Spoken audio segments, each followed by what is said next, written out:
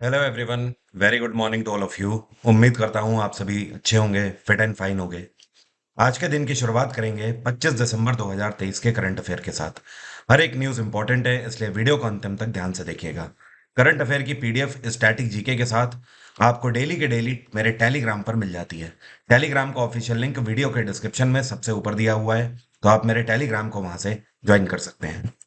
सबसे पहले बात कर लेते हैं कल के क्वेश्चन की। कल मैंने आपसे सवाल ये पूछा था कि खेल जगत में एक नाम है, नेहा ठाकुर। अभी कुछ टाइम पहले न्यूज में थी। इन्होंने भारत के लिए एशियन गेम्स में सिल्वर मेडल जीता था। तो क्या आप बता सकते हो नेहा ठाकुर कौन से खेल से संबंधित है? कई सारे लोगों ने सही आंसर किया है आप में से। सही आंसर है सेलिंग। सेलिंग मतलब ये नौका पर एक प्रतियोगिता होती है, उसी को नेहा ठाकुर ने जीत कर सिल्वर मेडल जीता है भारत के लिए एशियन गेम्स में। और आज क्रिसमस के उपलक्ष्य में एग्जाम इंजन एप्लीकेशन में फ्लैट 50% का डिस्काउंट चल रहा है। यह डिस्काउंट सिर्फ आज रात 12 बजे तक की है, 11:59 तक। तो आज के दिन डिस्काउंट कोड सेंटा 50 अगर आप लगाते हैं तो एग्जाम इंजन में आप कोई भी जो भी बैच आप अवेल करना चाहें वो सीधे सीधे आधे दामों पर अवेल कर सकते हैं। और आज का दिन इसलिए भी महत्वपूर्ण है क्योंकि भारत में गुड गवर्नेंस डे के रूप में आज का दिन मनाया जाता है, 25 दिसंबर। और ये इस उपलक्ष्य में मनाया जाता है क्योंकि 25 दिसंबर बर्थ एनिवर्सरी होती है श्री अटल बिहारी वाजपेयी की। अटल बिहारी वाजपेयी भारत के 10वें प्रधानमंत्री थे। इनका जन्म 1924 में हुआ था ग्वालियर में, 25 दिसंबर के दिन। और इनका निधन अभी हाल ही में 2018 में हुआ है, 16 अगस्त के दिन। श्री अटल बिहारी वाजपेयी भारत रत्न से भी सम्मानित किए जा चुके हैं। और इसके अलावा भारत में कई सारे प्रधानमंत्री हुए हैं, लेकिन कुछ ऐसे प्रधानमंत्री हैं जिन्होंने अपने कार्यकाल में कहीं ना कहीं अपनी लीडरशिप से लोहा मनवाया है पूरी दुनिया को। जैसे कि 1971 में श्रीमती इंदिरा गांधी जब भारत की प्रधानमंत्री थी, तो उस टाइम पर जो एक युद्ध हुआ था विश्व के पृष्ठभूमि पर, कहीं ना कहीं उनकी छाप छोड़ता है। उसी तरीके से श्री अटल बिहारी वाजपेयी का जो कार्यकाल है, इसमें 1999 में जो कारगिल के युद्ध के समय पर इन्होंने अपनी लीडरशिप की पृष्ठभूमि पर छाप छोड़ी है, वो हमेशा अजय रहेगी, अमिट रहेगी।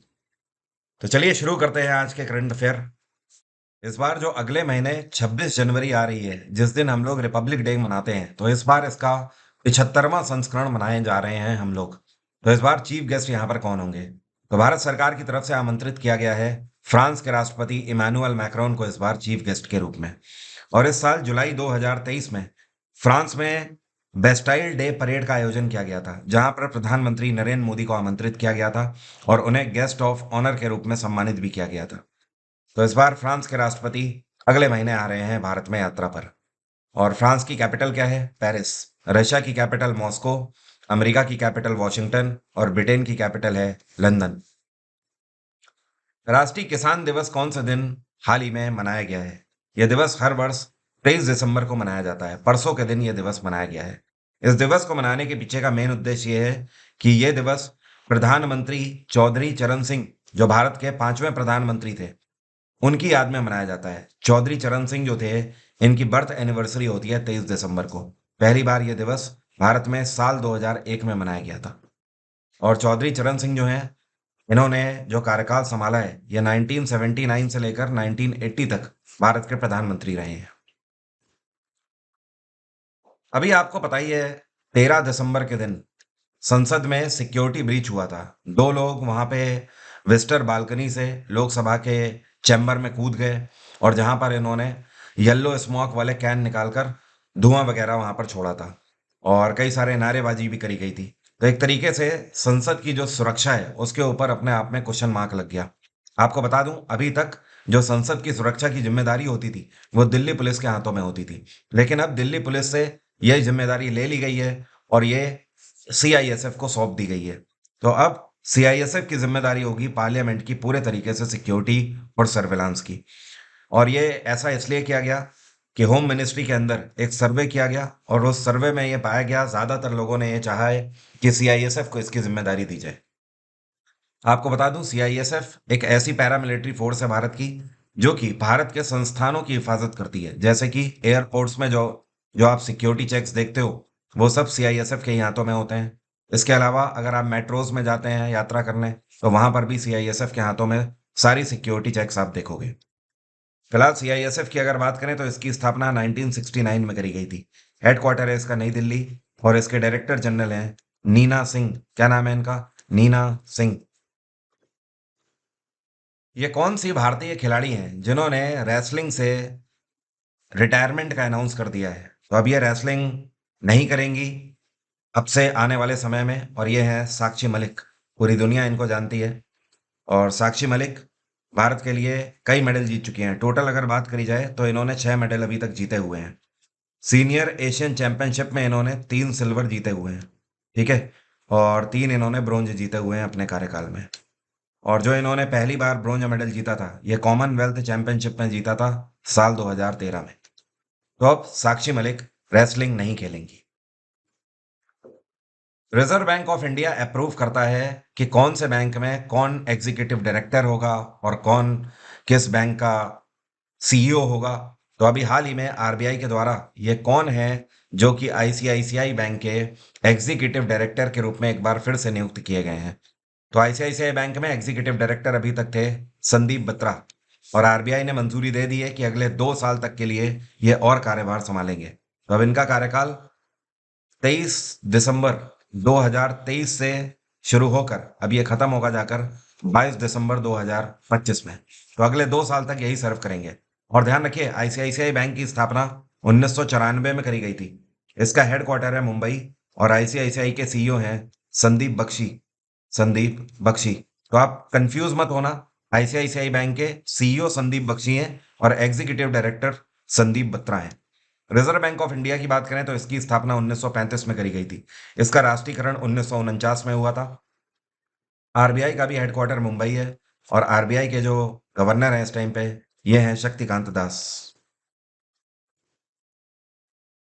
शस्त्र रामानुजम अवार्ड से ये कौन से मैथमेटिशियन हैं जिनको सम्मानित किया गया है? तो ये दो मैथमेटिशियंस हैं और इनका नाम क्या है? इनका नाम है युनकिंग तांग और रुजियांग जांग। ये दोनों जो मैथमेटिशियन हैं ये यूनिवर्सिटी ऑफ कैलिफोर्निया में पढ़ाते हैं। तो इनको मैथमेटिक्स के क्षेत्र में उत्कृष्ट कार्य करने के लिए इस अवार्ड से सम्मानित किया गया है। ये अवार्ड इनको रामानुजम जो हैं इनके बर्थ एनिवर्सरी के उपलक्ष्य में दिया गया है। इस अवार्ड के साथ $10,000 की धनराशि भी दी जाती है। कितनी? $10,000 US। और आपको बता दूं इस अवार्ड की शुरुआत साल 2005 में हुई थी। ये कौन सी स्पेस एजेंसी है जिसने अभी 3D printed rotating detonation rocket engine को टेस्ट किया है सफलतापूर्वक? देखिए सबसे पहले तो आप ये जान लीजिए 3D प्रिंटेड का मतलब क्या होता है। 3D प्रिंटेड घर भी बनाए जाते हैं। 3D प्रिंटेड आपको जहां पर भी लिखा मिले आप समझ जाना कि ये काम कोई इंसान नहीं कर रहा है, रोबोट के थ्रू कराया जा रहा है। बात आ गई समझ? तो आजकल जो घर बनाए जाते हैं वहां पर पूरी की पूरी दीवारें भी रोबोट के थ्रू बना दी जाती हैं। तो उन्हीं घरों को हम लोग बोलते हैं 3D प्रिंटेड हाउस।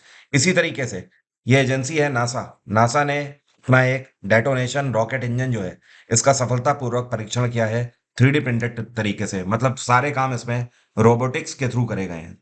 और ये जो डेटोनेशन रॉकेट इंजन है ये आने वाले समय में सैटेलाइट्स को अंतरिक्ष में ले जाने का काम करेगा।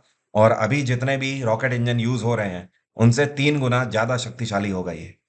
नासा की स्थापना 1958 में करी गई है। इसका हेडक्वार्टर है वॉशिंगटन डीसी। और नासा के एडमिनिस्ट्रेटर हैं इस टाइम पे बिल नेल्सन। क्या नाम है इनका? Bill Nelson. और रॉसकॉस्मॉस जैसे भारत की स्पेस एजेंसी इसरो है ना, वैसे ही रॉसकॉस्मॉस रशिया की स्पेस एजेंसी है।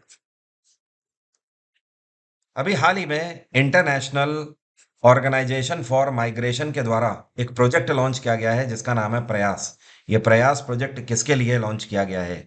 तो आपको ध्यान रखना है ये जो प्रोजेक्ट है इसका मेन उद्देश्य ये है कि भारत के जो माइग्रेंट्स हैं, मतलब ऐसे भारतीय लोग जो कि कहीं ना कहीं दूसरे देशों में जाते हैं व्यापार करने के लिए या नौकरी करने के लिए, तो उनके लिए बेहतर सुविधाएं उपलब्ध कराई जाएं।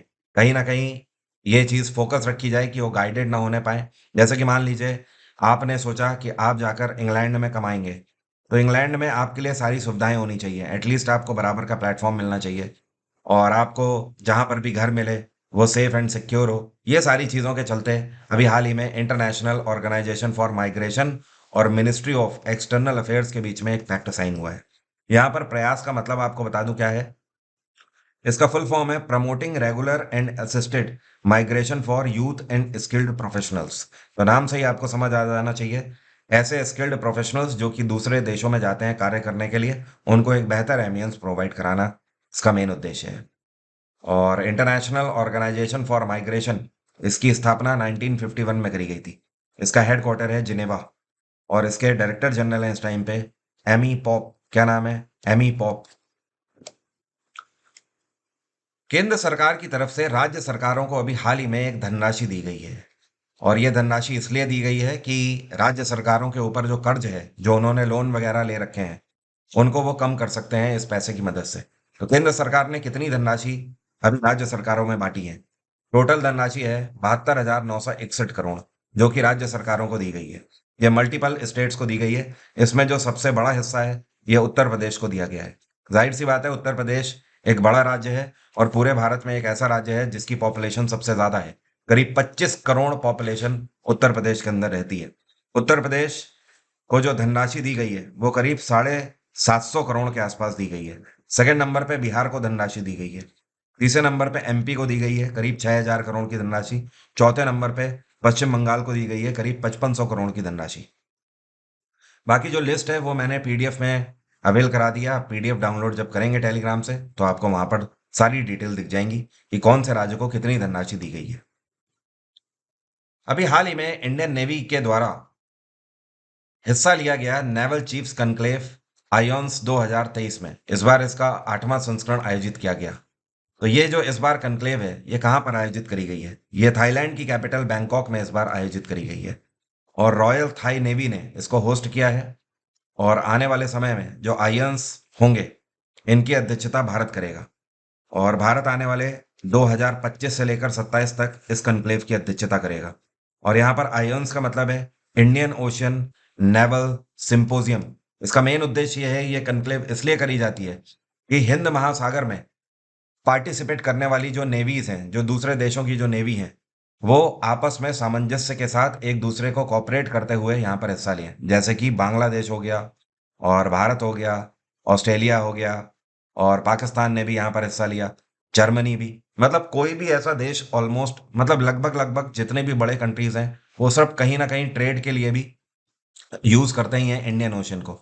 आपको इधर से ईस्ट से वेस्ट की तरफ जाना है, तो इंडियन ओशन के बिना आप जा ही नहीं सकते। तो इस वजह से इंपॉर्टेंट है। बाकी इंडियन नेवी की स्थापना 1950 में करी गई थी। इसका हेडक्वार्टर है नई दिल्ली, और भारतीय नौसेना के एडमिरल हैं इस टाइम पे आर हरि कुमार। कौन है? आर हरि कुमार। आर हरि कुमार यहाँ पर मौजूद भी थे। अभी हाल ही में ये कौन से भारतीय चेस खिलाड़ी हैं जिन्होंने चेन्नई ग्रैंड मास्टर 2023 अपने नाम कर लिया है? तो इनको कौन नहीं जानता, पूरी दुनिया जानती है। ये भारत के ग्रैंड मास्टर हैं डी गुकेश। पूरा नाम है इनका डोम्मा राजू गुकेश। और डी गुकेश आपको बता दूं, पूरे दुनिया में तीसरे नंबर के सबसे कम उम्र में ग्रैंड मास्टर बनने वाले खिलाड़ी हैं। ट्विंकल खन्ना के द्वारा अभी हाल ही में एक किताब इनकी लॉन्च करी गई है, जो कि 2023 में फिक्शन बुक सेल्स में नंबर 1 पे है इस टाइम पे। मतलब टॉप ट्रेंडिंग कर रही है इनकी ये किताब। इस किताब का नाम क्या है? तो इनकी ये जो किताब है, इस किताब का नाम है वेलकम टू पैराडाइज। ये किताब ट्विंकल खन्ना ने लिखी हुई है भारतीय महिलाओं के ऊपर। इस किताब की खास बात यह है कि ये किताब छोटी छोटी स्टोरीज का कलेक्शन है अपने आप में। जैसे कि महिलाओं के विवाह की कहानियां हैं इसमें। एक महिला की स्थिति क्या होती है विवाह के समय में, एक महिला की स्थिति लोनलीनेस में क्या होती है जब वो अकेली पड़ जाती है। इसके अलावा एक महिला जब पेरेंट बनती है तब उसकी स्थिति क्या होती है, एक महिला जब प्यार में होती है तब उसकी स्थिति क्या होती है, एक महिला जब व्यापार करने जा रही है या प्रोफेशनल बन रही है तब उसकी स्थिति क्या होती है। तो इस तरीके की जो कलेक्शन है स्टोरीज का, वो बनाकर इस किताब में बखूबी पोर्ट्रेट किया गया है ट्विंकल खन्ना के द्वारा। और इसके अलावा ट्विंकल खन्ना का जो अपना एक जेनरे है, थोड़ा सा कॉमेडी वगैरह ये अपनी किताबों में डालती हैं, तो वो किताब से सुसज्जित है। और अभी हाल ही में ये जो लिस्ट है, ये बुक स्कैन और क्रॉस वर्ल्ड बुक स्टोर दोनों के द्वारा जारी करी गई है, जिसमें पता लगा कि ये पूरे वर्ल्ड में ट्रेंड कर रही है किताब। अब मेरा आज का सवाल आपसे, आप में से कितने लोग बता सकते हैं कि जो ब्रिटेन है, ब्रिटेन सरकार ने फैसला लिया है कि 2027 से ये एक टैक्स लगाने जा रहे हैं। ठीक है, ये एक अपने आप में कार्बन टैक्स होगा। और ये किसके ऊपर लगाया जाएगा? ऐसे लोग जो कि स्टील, एल्युमिनियम और दूसरे मटेरियल्स का इंपोर्ट करते हैं, उनके ऊपर ये टैक्स लगाया जाएगा। क्या आप बता सकते हो ये जो कार्बन टैक्स होगा इसका नाम क्या होगा? अगर पता है तो कमेंट बॉक्स में लिखकर बताइए। और आज का दिन काफी इंपॉर्टेंट है। आज आप एग्जाम इंजन एप्लीकेशन में किसी भी बैच में 50% का फ्लैट डिस्काउंट प्राप्त कर सकते हैं। डिस्काउंट कोड है सेंटा 50। इसको लगाकर आज रात 12 बजे तक आप इस ऑफर को अवेल कर सकते हैं। उसके बाद ये ऑफर नहीं होगा। तो आप जीएसजीके का मेरा जो फाउंडेशन बैच है, जिसकी फीस अगर आपको ज्यादा लग रही है, तो सिर्फ आधे दामों में आप उसे प्राप्त कर सकते हैं। इसके अलावा स्टैटिक जीके, हिस्ट्री, पॉलिटी, इन सब के स्पेसिफिक बैच, ये सब कुछ आप अवेल कर सकते हैं एग्जाम इंजन एप्लीकेशन में। तो आज ये मौका बिल्कुल मत छोड़िए। मौके पे चौका मारना ही सबसे सही बात होती है। आधे दामों में आप सारे कोर्सेज को अवेल कर सकते हैं। तो आज की बात यहीं तक रहेगी। Thank you so much. Have a nice day. Take care. Bye bye. आपका दिन मंगलमय हो।